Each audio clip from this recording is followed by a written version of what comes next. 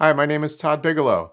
I'm a freelance photographer based in Los Angeles for the last 30 years, working primarily with editorial, corporate, and nonprofit clients. I'm also an adjunct professor of photography and photojournalism and a soon-to-be author on a book on freelance business practices. This is 2 Minutes with Todd, a short video series where I address business practices for freelancers. Hope you enjoy.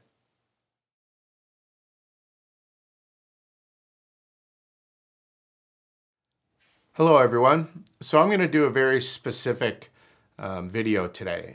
This is for young photographers that are considering a career in photography or photojournalism and are in the process of accepting offers to attend a college or university. I know, having been a parent, my son went off to school in 2014. I've been through the process as a parent, getting the acceptance letters and going through the whole process of enrolling and all that.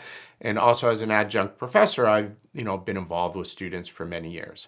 So I want to address this short video today to those of you that are beginning to get those acceptance letters. We're getting towards the end of February, early March. Some of those acceptance letters will begin to roll in, and usually the date to enroll in a university is towards the end of May. Okay, so I know that there's a period of time right now when there's a lot of decision making about where you're going to go to college. And this is a big decision, obviously, financially and just an investment in your time and preparing you for a field. So I want to talk about how you can research the school to decide whether you should actually accept their offer to enroll. Okay, so let's say those acceptance letters are coming in, you've been accepted at several universities, and you need to begin to narrow it down and make a decision. Here's some things I want you to think about. Okay, number one, look at the curriculum.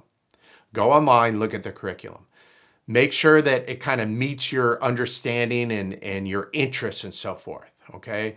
Those curriculums should be posted online. If not, reach out to the university, reach out to the chair, look up the email for a professor, whatever the case might be. You can find information to reach out to those that would have the curriculum or point you towards where they can find the curriculum, or where you can find the curriculum so that you can look at it.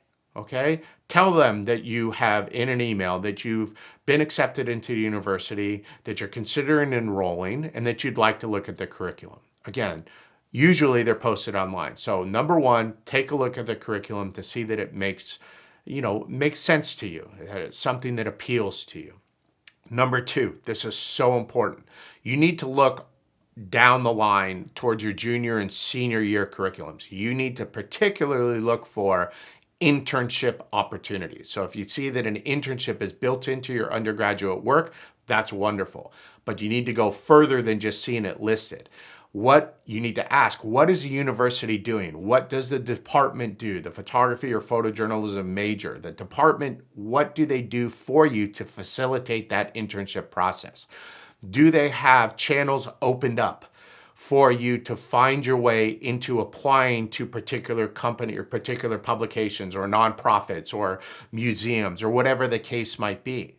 I know that several good programs across the country do have these things in place. My son, who did not study journalism, but did look into the process for an internship, did discover before he accepted enrollment that process was facilitated. The process for applying for particular internships within that field was set up by the university. So they already basically had arrangements and partnerships with certain companies and agencies where the students within that department could go and apply. And that should be the case with every photography and photojournalism program. If they don't have a specific channel already open, in other words, they've got an arrangement where every semester, possible interns are sent over to a particular publication, nonprofit, museum, studio, whatever the case might be, then the professor should hopefully be able to answer questions before you enroll as to what they can do to help you gain that internship experience. I can tell you wholeheartedly that if you graduate without an internship, you are at a disadvantage. okay? Because there are programs out there that are putting their photography and photojournalism graduates into the field with multiple internships, okay? So look at that. Talk to the university, talk to the department, talk to the professors, whatever you need to do to find out about what sort of internship opportunities are presented to you through the university. Okay, those should be set up, and it's vitally important. Number 3, ask about recent graduates. Okay, what are they doing? Can you talk to them? Can you look at their work? Can professors point you towards, their websites? I encourage you to reach out to those recent graduates by email, however, you want to do it, maybe, reach out to them on their social media and ask them, can I talk to you a minute about your experiences as a student at that university and in that program? You're investing a tremendous amount of time and resources. You should seek out references. You should talk to them.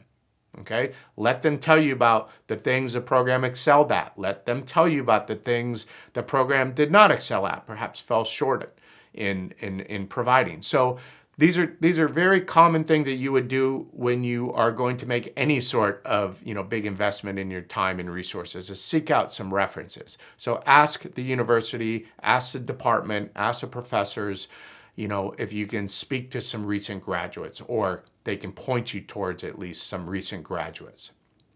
Number 4, the percentage of graduates that are working in the field. The university should have that for you, or the department and program should have that for you.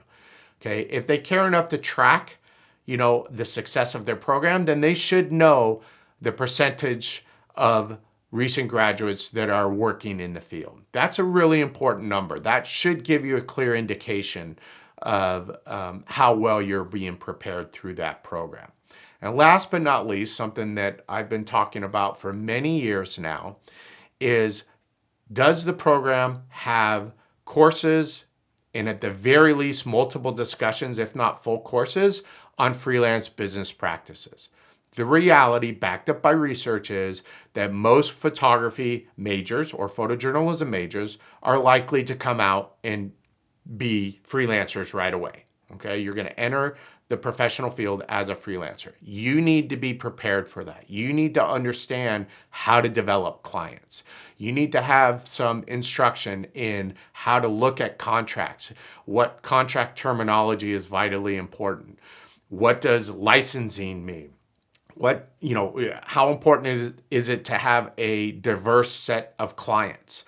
Do you understand? Are you going to be taught about what it means to be an independent contractor in the eyes of the government? What sort of responsibilities do you have for your taxes, for filing your taxes and withholding and so forth? I know as an adjunct professor teaching graduating seniors and graduate students that this information is almost 100% of the time new to them. Okay, it's vitally important that we provide that to them. We, being the university and the program, provide that to them so that they have at least some understanding on how to run a business, because they're probably going to freelance. So if you're considering where to enroll, you should most definitely ask about instruction in freelance business practices. Okay, so those are 4 or 5 things that you should look at before you consider enrolling, paying that enrollment deposit, and accepting the offer from the university. Okay, I hope that helps. I present it both as a parent, as a professor, and also as a freelance photographer. I know that these are important things that you should look into when you're in the college decision-making process. Okay, thanks for stopping by. Again, I hope that helps, and I'll see you again next time.